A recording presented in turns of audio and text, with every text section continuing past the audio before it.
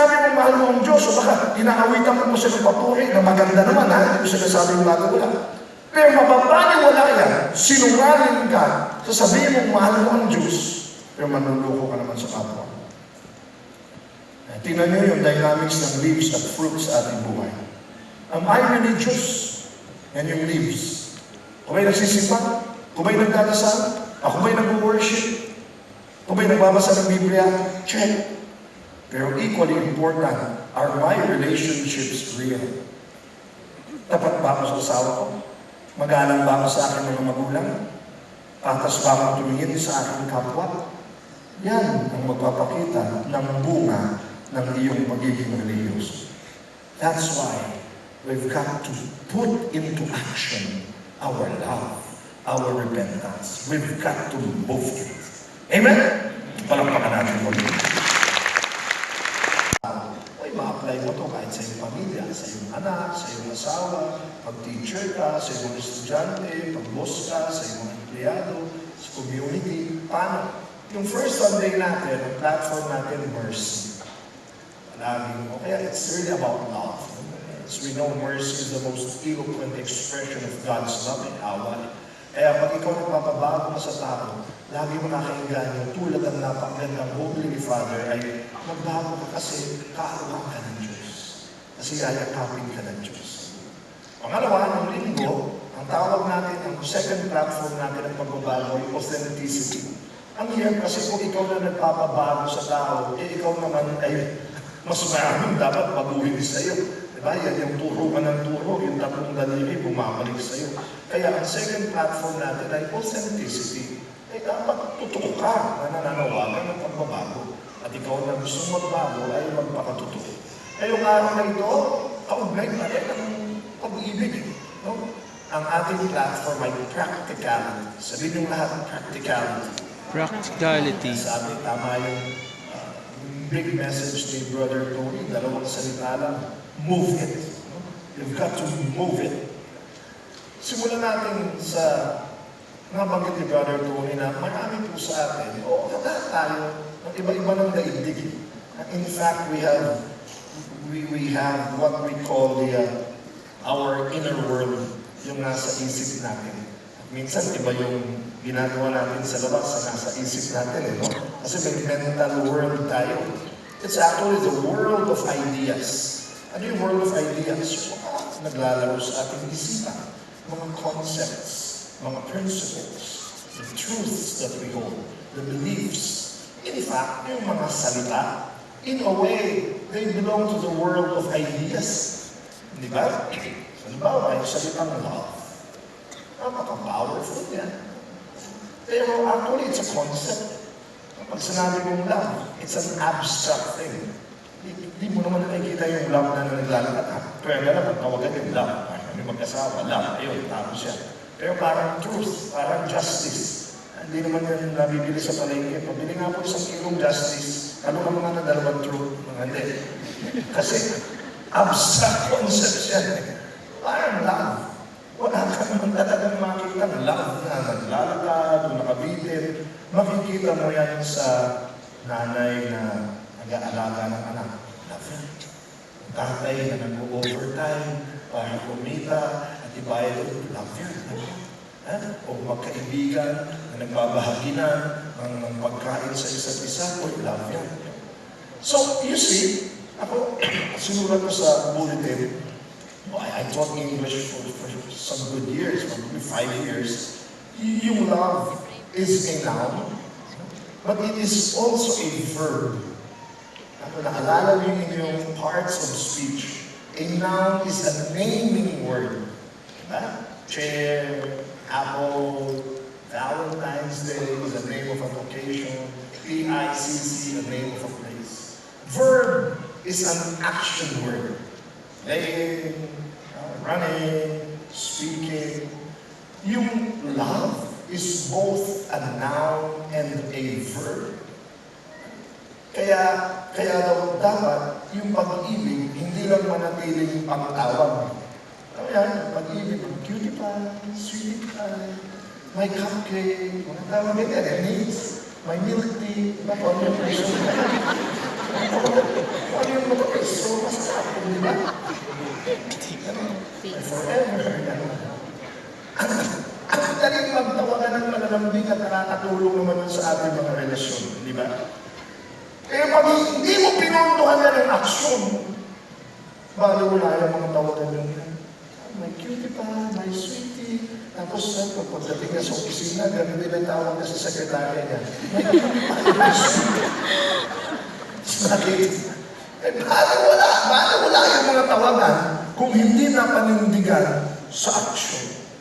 Kaya yung sinasabi natin, dapat ang love practical. Ang repentance, practical. Madaling sabihin, I love you eh. Pero pinapakita yan sa gawa. May pangalawang mundo. Pagkatapos ng ideas, more or less, susunod dyan, the world of feelings. Hindi ko alam, medyo maganda na ako eh. Ang mga kanta ko, mga feelings. Alam mo yan? Sabi na nga ba ako lang nothing more than feelings. Mahalaga yung feelings eh. Sa mga psychologists, sasabihin nilang feelings are neither right or wrong. You just have to acknowledge them, no? But don't be driven or huwag mong isalalay ang buhay mo sa nararamdaman mo lang. Ha? Damdamin mo yung damdamin mo. Sabi naman tayo sa buwan niya, di ba? Damdamin ng aking damdamin. Grabe, damdamin na, dinamdam pa, di ba?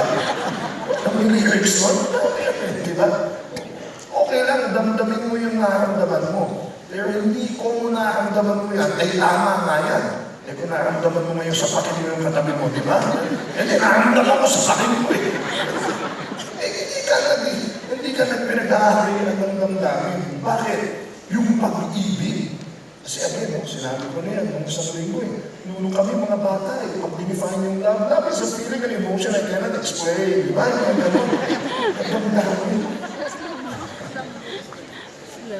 Tawa naman, lagi ko alam na Islam mo. Kaklase tayo nung pinakasa mga notebook yan, di ba? Kasi yung world of feelings, totoo yan, pero mag-iingat tayo dyan. Kahit sa Biblia, pinag-iingat tayo sa mga damdamin. Binigay sa ating regalo ng Diyos yan. Pero ulit-ulitin natin, huwag tayong pagharian ng mga damdamin lang. Kaya yung halimbawa, falling in love. Damdamin yan eh. I fell in love with the Christian mag-iingat tayo dyan. Totoo yan. Yung mga medyo nakakatanda na, naintindihan nila ngayon din eh. Trap yan, trap. Pero sa mga bata, siyempre pagdadaan nila, pero ako, makinig kayo sa amin. Huwag kayong magpadala doon sa bugso lang o naramdaman lang. You know why? Ask me why. Why? If you fall in love and you base your relationship with falling in love, sooner or later you will fall out of love too. Kaya tingnan nyo, lalo na sa, hindi naman lahat, pero sa showbiz, kita nyo, in love sila, pero wala pang isang taon naghiwalay na. Tapos pag in-interview sila, ano nangyari? Hindi ko na mahinalaman eh. I fell out of love. Oh. Binasa lang nila dun sa feelings. Tapos nung nawala na yung feelings, kaya nga sabi ko sa kanya, feelings, whoa, feelings lang yun eh. Eh may isa pang you never close your eyes anymore when I kiss your lips. Wala ulit nakaka-relate. Ang ganda kasi ng chorus na eh. Ano yan?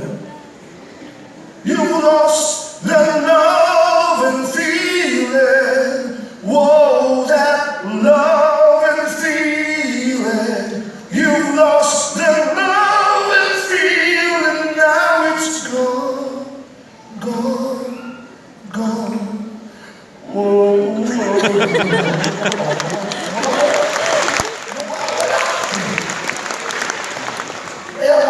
kasi alam nyo, dapat mahalaga yan sa mga poster ng mga nag-aasawa o nagkakarelasyon basing purely on feelings. That poster one, ano yung poster one natin? Iwasan na yung falling in love lang. Bakit you will fall out of love? Why poster number 2? Dapat itatak niyan. Because falling in love merely is not love. It's infatuation. Di ba? Mga teenager, kaya ituro natin sa mga anak natin yan. I-distinguish nyo yung love, yung totoong love, i-define natin ito kung mamaya sa infatuation. Tignan nyo yung definition ng infatuation sa dictionary. Ang ganda. It says it as it is. That's straight. Sabi nyo, intense. Sabi nyo na, intense. Intense. But short-lived.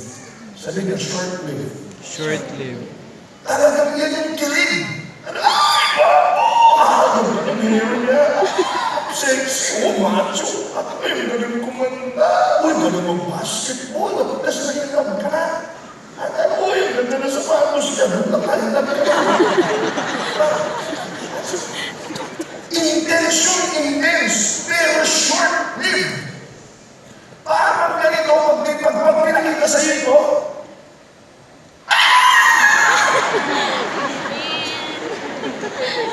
hanggang dyan di tayo makarelate. Ano ba kayo? Hindi nyo muna na yan? Si Yunbin. Hoy mo mo. Ngayon, kilig na kilig tayo dyan. Di ba? Pero sooner or later, dahil it's a passing fad or trend, ay intindihin natin yung kilig ng mga anak natin, ng mga asawa natin. Kasi yan yung uso eh. Pero sooner or later, yan si Yunbin, malalaman nila, Yunbin na. Yunbin. Bakit? Kasi a few years ago, ito yung tayo. Uy, mas malakas. Si Park Soo-joon, di ba yan? Kung alam, nagdada. Sabi ko sa inyo, nagdada kami mga Park Soo-joon, Park Bo-gum, Park King-yang. Alam ko lang ba, Park King-nat, Park Bo-gum, Park Damer.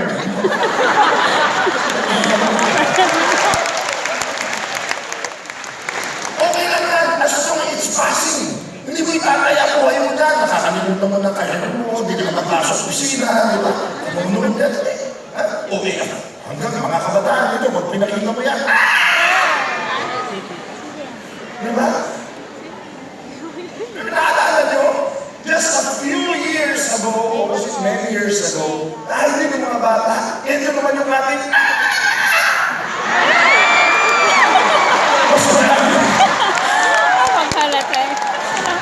mas maraming madawings. Vanes. Ang meet your garden. Pero nasa na sila, di ba? Mga lumilipas, di ba? F4 yan, F4. Actually, hindi ko na masyadong nasundan yan eh. Ang F4 ko yung talagang, wow! Ito ang F4 ko. Ayaw mo na. Razorhead.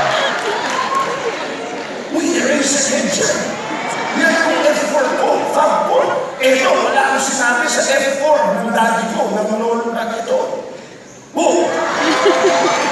Beatles. Pero ano sinasabi ko? Kanya-kanyang generation, kanya-kanyang mga pero mga I support this right. Pero lumilipas siya. Okay lang yun. Pero huwag mo i-apply sa magiging asawa mo. Na napa,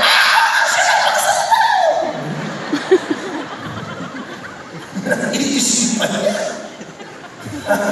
Bakit? Usually, yung mga napapanood natin, tapos mga talagang kiniligan natin, sinabahalos natin, they're figments of our imagination, of our fantasies. So natin ang pangasawa si Batman, kasi natin si Captain America, ang ganda ni Wonder Woman, mga lumilipas. Hindi natin pinupusta ang buhay natin sa mga ganun. They're fads, they're fantasies, their imagination.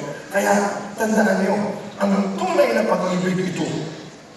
Poster 3, yan ang lagyan ninyo. When you fall out of love, wala ka naramdaman, and you still love. That is real love. Kita niya, hindi niya na-gets.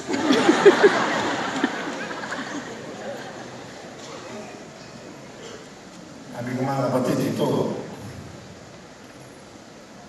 Ito ang simbolo ko. Hindi lang ako na-fall in love or fall out of love. Ito isang simbolo ng real love. Kasi ito, may suit din, mayroon din isang tao may suit nito.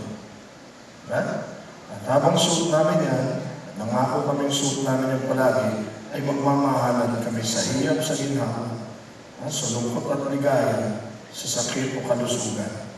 Ngayon, palagi pa kami, 25 years na namin suit, magkaisa nito isa't isa. Palagi pa kami in love. Yung mga tipo, morning,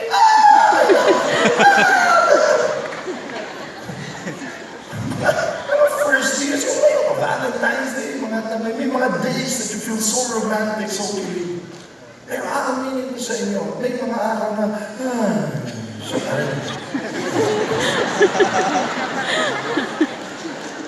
nagdadalhin siya sa akin, pero doon ko makikita ang pag-ibig. Yung mga kahit wala kang nararamdaman sa mga panahon yun, pero nag-desisyon ka, asawa ko ito. Maglilingkod ako ito. Magtatrabaho ako para tapos siya, maglilingkod ako sa kanya. Nahanda niya yung mga susunod ko, nakalagaan yung mga anak ko, at hindi na, hinanda mo ba yung mga damit ko? Sorry, hindi ko feel. Madali ko pa sa bahay, ba't di ka magtrabaho? Hindi ko din feel. Feel lang yan eh. Hindi. Ang tawag dito, commitment. Yan ang love. Nagtotoo ko sa mga kumpanya, di ba? So sabi ko, sa kumpanya lang eh. Sa trabaho, di ba? Ano yun? Feel? Tama ba sa boss? Absent ako bukas. Bakit? May sakit ka lang, di ba? Hindi. Bakit? Hindi ko feel pumasok. Eh, sisarati ka. May kontrata ka dun eh. O di ganun din namin sa pag-ibig. Hindi lang ito feel. Because love is a decision. Love is a commitment. Love is an action done again and again and again, whether you feel it or not. Are you listening to me? Yes. Lalo sa mga nanay, dyan kung kitang-kita ang pag-ibig at pagmamahal, kakatapos na ng trabaho sa buong araw, matutulog, pagkagising, uulitin niya lahat yun. Maghahanda ng pagkain, maghahanda ng baon, paglilingkuhan ng asawa, baka magtatrabaho pa siya. Talagang araw-araw ba silang masaya ginagawa yan? Amen, sana. Pero sigurado ko may mga araw na, kailan kaya ako magpapakasyon lang na? Kailan kaya ako yung mahaba naman ang tulog ko? Kailan kaya? That even if they feel sometimes burdened or tired, gigising. Babangon at uulit-ulitin ang mga ginagawa para sa mga mahal sa buhay. What do you call that? Action done again and again out of a commitment and a decision. That is love. Yan ang pag-ibig. It has become a habitual service. It has become a lifestyle. Kaya sa mga kabataan, kaya huwag kayong magagalit sa amin kung gusto namin matagal yung kilalanin, yung gusto nyo mapangasawa manang araw. Kasi pag mga sandali lang, tapos yun, nag-love ka lang doon sa buhok niya, tapos nagpakasal na kayo dahil sa buhok, wala sa kasal, kinaganda niya yung buhok niya. Wala nang bawian ito.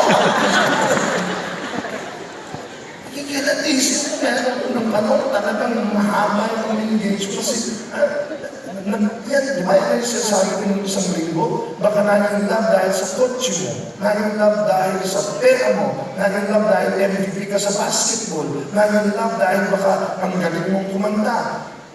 Kilalanin niyo yung sarili niyo outside of that. Paano yung wala ng pera? O nawala ng pera, paano kung hindi pala sa kanya yung kotse? Paano kung sumintonado siya? Paano kung yun? Tapos nakita mong ganon, tapos mahal mo pa rin. Yan siya? Yun ang love.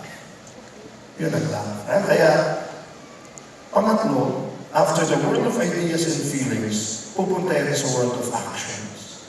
Because real love, as I've said a while ago, is putting it into action after you have decided. It will now become a repeated service. Kasi yung talagang definition of love, doing good to the other person, serving him, loving him. So, it has to be practical. May practical application ng pag-ibig. So again, how do we call people to repentance? Applying this now to repentance. Repentance has got to do with more action than emotion. Kung ugatin mo ang repentance, it's really God's call to love you more. Saan ka ba pinapatalikod? Sa kasalanan. Baguhin mo yung iwanan mo na yung mga kasalanan mo. Oh, si Lord naman, KJ, hindi. Out of love you. Kasi pag nagpakalubog ka dyan sa mali mong gawa, anak, masisira ka. Parang magulang yan sa kanyang anak. Ay, gusto kong candy. Araw-araw candy, anak, ha? Umuubusipin mo yan. Anak, makakadiabetes yan. Anak, magkakasakit ka yan. Hindi naintindihan ng bata. Gusto ko candy. O ayaw ko matulog. O gusto ko mag-mobile legends na palagi. Ayaw ng magulang. Si Mami, si Daddy, KJ. Pero ang totoo nun, mahal ka, kaya pinagbabago ka, ganyan ang Diyos. Kaso, sa atin, parang hindi natin makita yung nakikita ng Diyos. Sa atin, candy na masarap ito . Sa atin, mobile legends ito na nag-enjoy tayo . Ang nakikita ng Diyos, masisira ang buhay mo dyan, anak. Masisira ang buhay mo, kaya mahal kita. Kaya kita pinagbabago, mahal kita. So, I've got to put that on the table, telling you that when you are called to repent, that means that is a call for love. Are you getting me? God's call for you to repent is His call for you to be loved more. Kaya, ang repentance sa Bible, sa Hebrew, ang tawag metanoia. Nadinig nyo na siguro yan. Sabihin nyo metanoia. Kasi ang dali sabihin, mababago na ako! Hindi ko na gagawin! Again, world of ideas yun. World of words. Pwede ka pa umiyak, mababago na ako! Lalo na pag nag-retreat, o kaya nag-feast, ilamangan,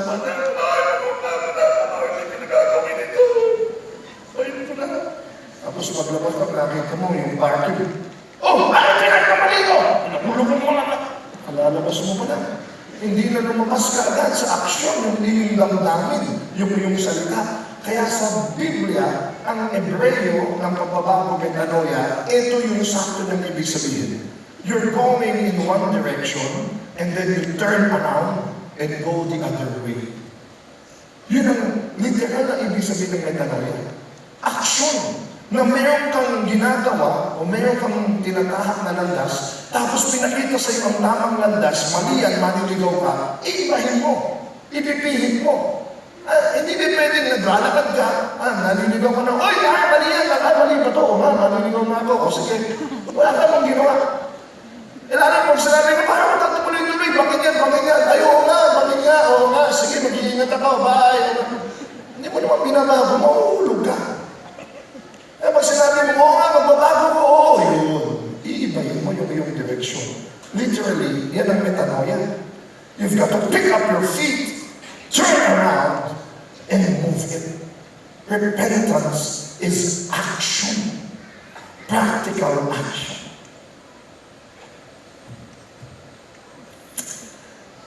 Ang title natin, ang subtitle natin ay Leaves.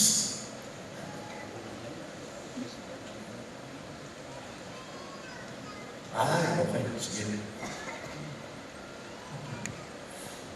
Ang isang subtitle natin, ang ganda ng analogy dito Not just leaves. Sabihin yung lahat, not just leaves. Not just Wag lang daw leaves. dahon. Kasi bakit? Tignan nyo sa isang puno, babalikan natin mamaya yung binasa ni Brother Tony. Running verses natin yan sa loob na ng 3 linggo na ngayon, no? Para pinackage natin ngayon yung mga verses natin kay Juan Bautista. May binanggit siya na pinuputol ang puno na hindi namumunga. Pero tingnan natin yung basic science muna dito, botany, no? Na yung puno na namumunga, yung bunga, ang pinaka-immediate na dahilan ng bunga ay yung dahon.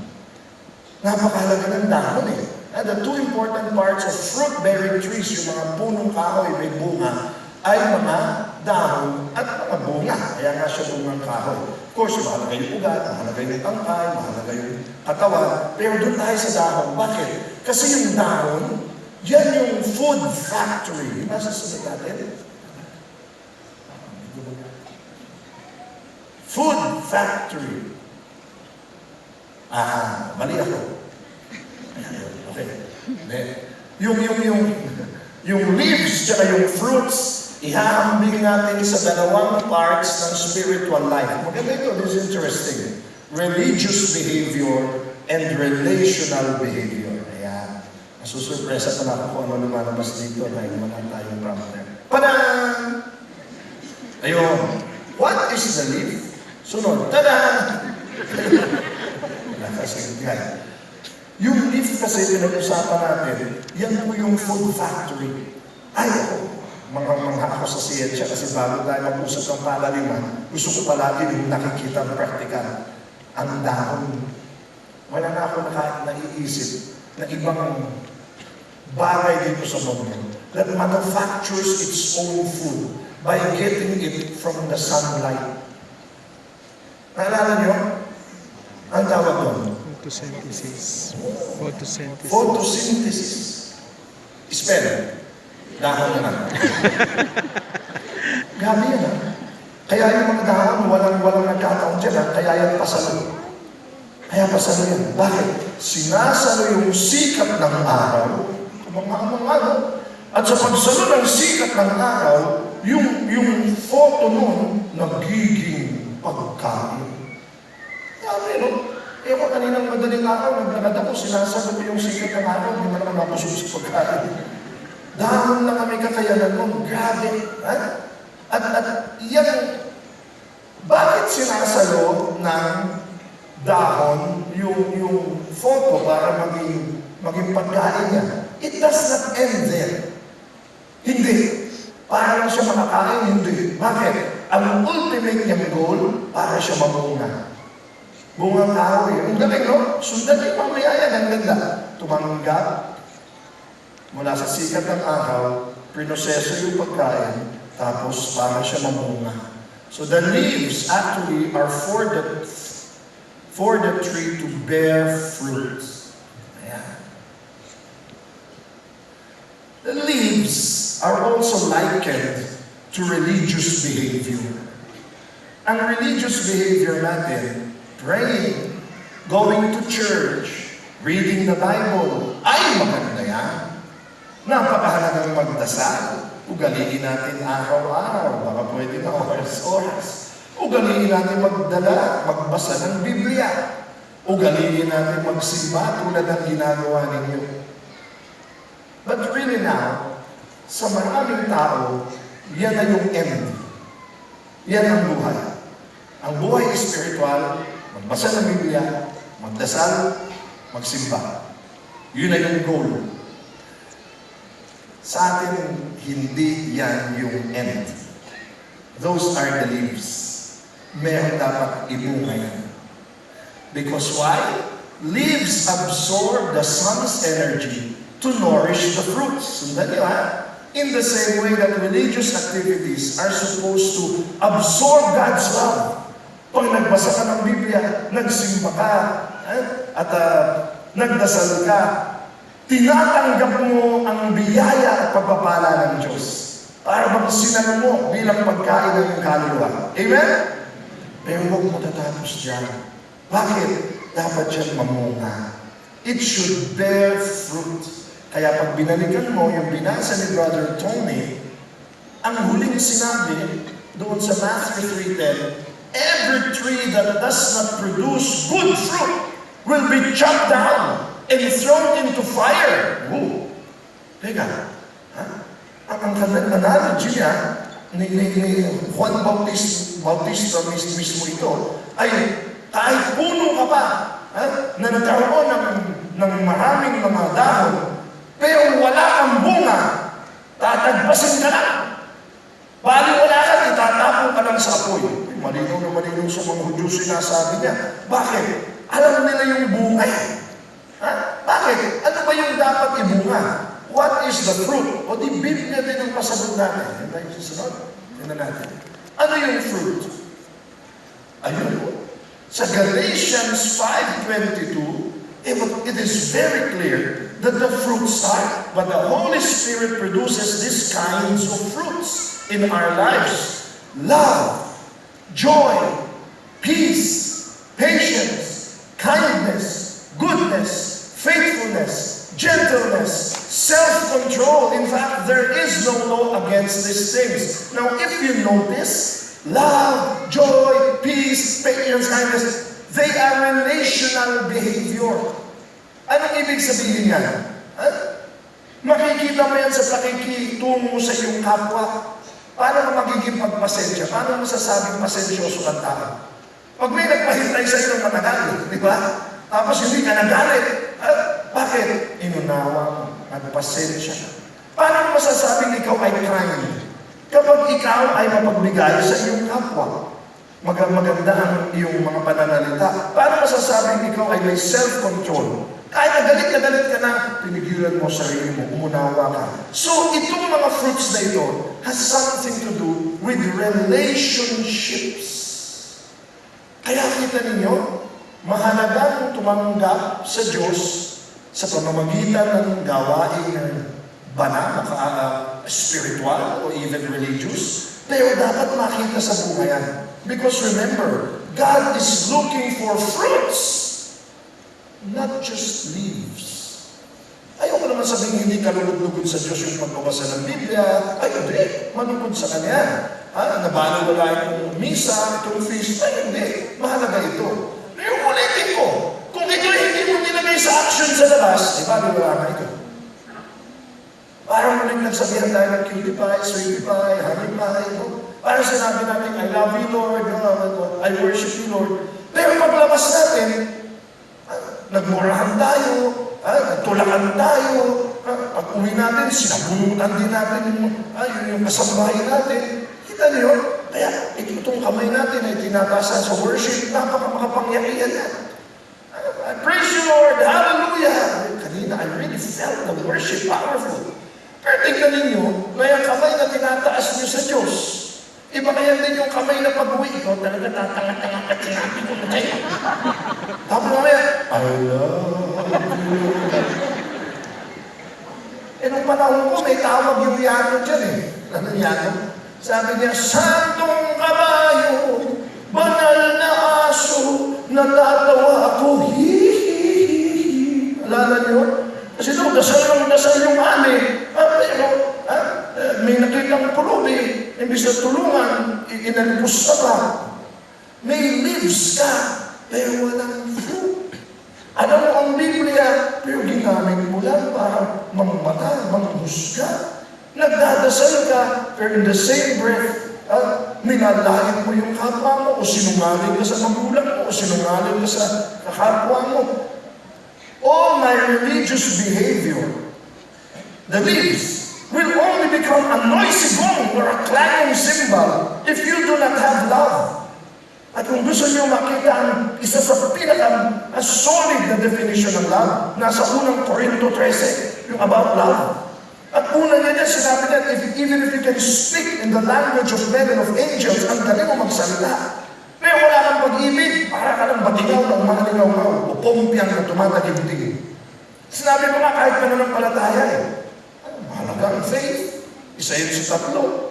Faith, hope, and love. Pero the greatest is love. Bakit? Sabi dun sa una sa 1 Corinthians, even if we have faith that can move mountains, grabe.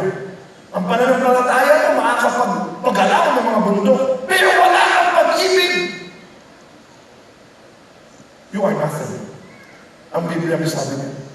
Katunayan, ito pa ang malinaw. 1 John 4:20. Ano sabi dyan? If someone says, I love God, ay sinasabi niyan, mahal ko ang Diyos eh. But you hate your fellow believer, that person is a liar. Ano sabi niyan?